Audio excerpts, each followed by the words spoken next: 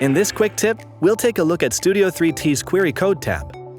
The Query Code tab allows users to easily translate Mongo Shell and SQL queries into multiple different programming languages automatically. They include Mongo Shell, JavaScript Node.js, Java 2, 3, and 4.x driver API, C#, Python, PHP, and Ruby.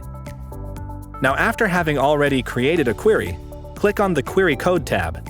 From the drop-down menu, select which language you'd like to have your MongoDB query generated to. In an instant, your results are seen in the panel below.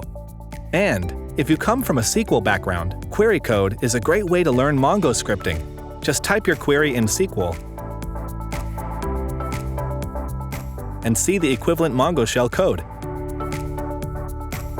Please see our other quick tip videos on getting more from MongoDB with the power of Studio 3T.